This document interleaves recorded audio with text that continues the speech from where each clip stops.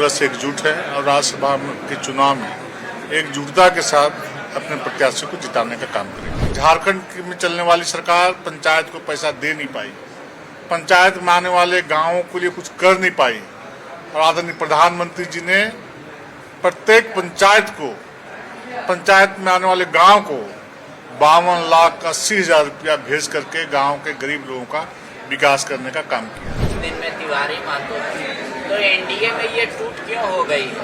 क्या बाकी आपके सहयोगी दल ये मान रहे हैं कि हेमंत जी का नेतृत्व अच्छा है और उन्हीं के साथ रहना चाहिए? ये बातें आप आदरणीय सरजू राय जी से पूछें, चूँकि वो वरिष्ठ विधायक है, बुद्धिमान विधायक है।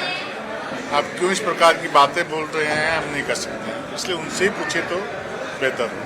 लेकिन वो तो एनडीए का हिस्सा है ना, निश्चित रूप से कह रहे हैं कि कांग्रेस का साथ छोड़ के आइए, हम आपके साथ हैं। तो इसको निश्चित रूप से जदयू लोजपा सारे लोग एनडीए के सहयोगी हैं, तो वो किस देश इस तरह की बात बोल रहे हैं तो उनसे पूछेगा तो बेहतर होगा। लेकिन राज्यसभा चुनाव से इन पहले अगर आपके घटक दल के विधायक जो सिंगल हैं वो कह रहे हैं कि हेमंत जी कांग्रेस का साथ छोड़े, हम साथ हैं, तो कहीं ऐसा नहीं कि राज्यसभा में आपका जो भी वोट है वो भी खिसक जाए?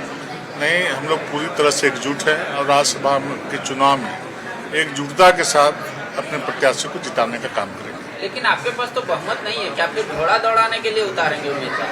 चलिए समय आने पर आप देखेंगे, बताइए। पर बहुमत आंकड़ा तो आपके पक्ष में नहीं है। बोलते रहे, समय आने पर आपको पता चल जाएगा। तो आप ये क्यों नहीं डिक्लेयर कर रहे हैं कि हाँ हम कैंडिडेट नहीं देंगे? इसका मतलब आपके मन में है कैंडिडेट देने का? सारी बात आप ही जानेंगे तो फिर हम लोग क्या करेंगे? समय पे बताएंगे, पता चल जाएगा। दूर दूर तक कहीं उनको सफलता वहाँ नहीं मिलेगी। पैसे के बल पर वह भीड़ जुटा रहे हैं थोड़ा मोड़ा, लेकिन उनको वोट नहीं देंगे लोग। जानते हैं कि जेब में वहाँ जीत सकती है ना कुछ कर सकती है, इसलिए क्यों वोट बर्बाद करेंगे?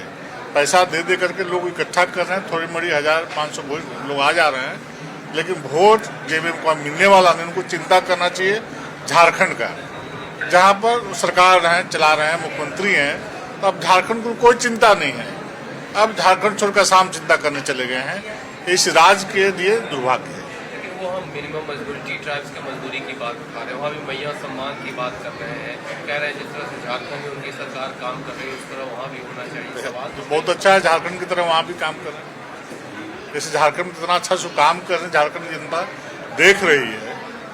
जहाँ 12,000 रुपये बालू मिलता था, आज 45,000 रुपये बालू बिक रहा है। किस प्रकार से बालू कोयला की तस्करी हो रही है, किस प्रकार से रात के अंदर में जो पेट्रोलिंग पार्टी है उसको लॉ एंड ऑर्डर देखना चाहिए, तो वो लोग रास्ते में गाड़ी खड़ा करके उनसे वसूली करने का काम करते हैं और गाड़ियों को गिनने का काम कर रहे हैं। झारखंड की जनता बहुत नज़दीक से इन सारी चीज़ों को देख रही है।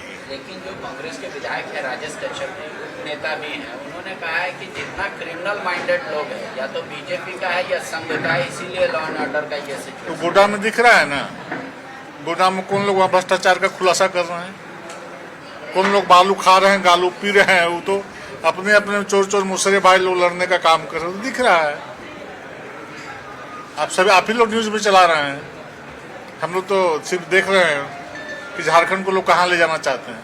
स्थापना दिवस पार्टी का 47वां मना रही है बीजेपी, किस तरह से आज भी आप लोगों ने किया और कैसे उसको लेके आगे?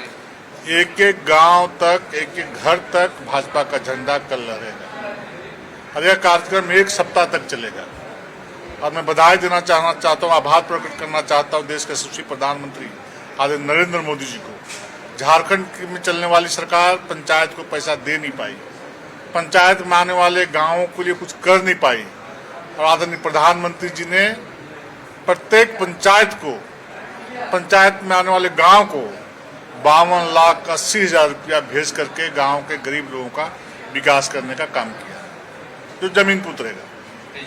तेजस्वी आए हुए हैं, अब वहाँ बेरोजगार हैं तो थोड़ा सा अगल बगल ताक झांक कर रहे हैं, मिलेगा जमीन। वहाँ जनता रिजेक्ट कर चुकी है। झारखंड में भविष्य में भारतीय जनता पार्टी के नेतृत्व में सरकार बनेगी और विकास करने वाली सरकार बनेगी।